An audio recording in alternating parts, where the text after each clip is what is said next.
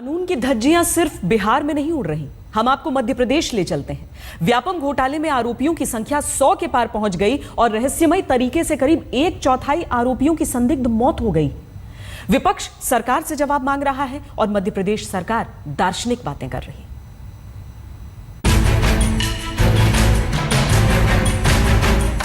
एक घोटाला जिसमें 2000 करोड़ रुपए को भ्रष्टाचार का दीमक चट कर गया। एक घोटाला जिसमें 1000 से ज्यादा लोगों को गलत तरीके से नौकरी मिली। एक घोटाला जिसमें करीब 1900 लोग गिरफ्तार हुए और 700 लोगों की तलाश चल रही है।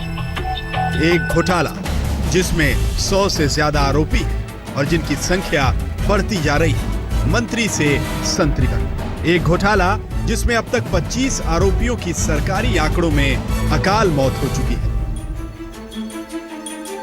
जी हां, मध्य प्रदेश व्यावसायिक परीक्षा मंडल यानी व्यापम में हुए इस बड़े घोटाले में सरकार की बेशर्मी देखिए कि राज्य के गृह मंत्री घोटाले पर अपने दार्शनिक अंदाज का पर्दा डाल रहे हैं। जो आरोपी संदिग्ध स्थिति में मरे, उन मौत पर बाबूलाल गौर ने क्या गौर फरमाया, ये सुन लीजिए।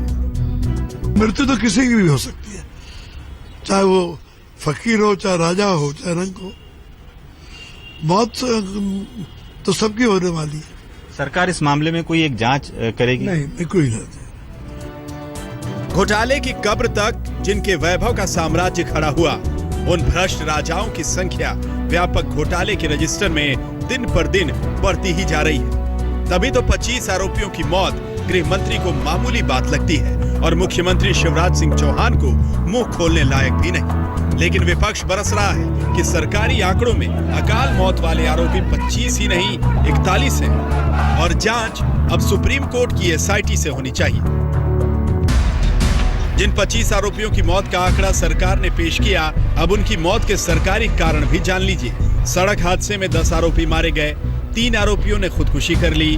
राज्यपाल राम नरेश यादव के बेटे शैलेश यादव समेत 2 लोगों को ब्रेन हेमरेज निकल गया। ज्यादा शराब पीने से 3 लोगों की जान गई। इधर उधर की बीमारी से 4 लोग मर गए, जबकि 3 कैसे मरे किसी को पता नहीं।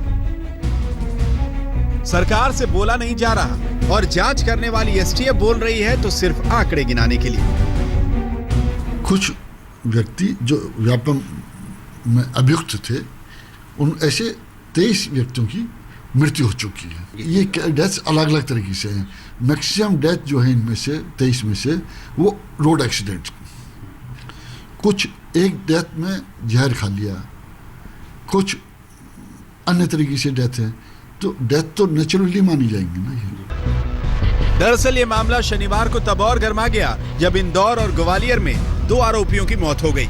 इंदौर की जेल में आरोपी कैलाश तोमर के सीने में दर्द हुआ और इलाज के दौरान उन्होंने दम तोड़ दिया, जबकि एक आरोपी राजेंद्र आर्य की मौत ग्वालियर के एक अस्पताल में हो गई। तोमर के घर वाले पूछ रहे हैं कि जब एक दिन पहले वो पूरी तरह सेहतमंद था तो अचानक एक दिन में उसकी मौत कैसे हुई। मैं 2 बातें रखना चाहता हूँ। पहली बात तो ये कि अभी 41 केस ये हो चुके हैं, सारे डॉक्टर 41 मारे जा चुके हैं। तो ये डॉक्टर जब इनकी अर्जी लगती है हाई कोर्ट में, यानी पेश होने वाले थे पेशी, उससे पहले क्यों मारे जाते हैं, उससे बाद क्यों नहीं मारे गए। कमाल देखिए कि 7 साल से व्यापम घोटाले की परतें खुल रही हैं, लेकिन द्रौपदी के चीर से भी ज्यादा लंबी होती जा रही। विपक्ष हमलावर है और सरकार मौन। हमारे विधायक साथी जीत के आए। अमित कुमार, भोपाल, आज तक। आखिर क्या है इतने बड़े घोटाले के आरोपियों की एक एक कर हो रही मौत का राज? क्या यह स्वाभाविक मौत का मामला भर है या इसके पीछे की कहानी कुछ और है? यह सवाल हमने मध्य प्रदेश के गृह मंत्री बाबूलाल गौर से पूछा तो उनसे जवाब देते नहीं बना, वो माइक फेंक कर चलते बने। नहीं, मैं इसके अलावा कुछ नहीं बोलूंगा।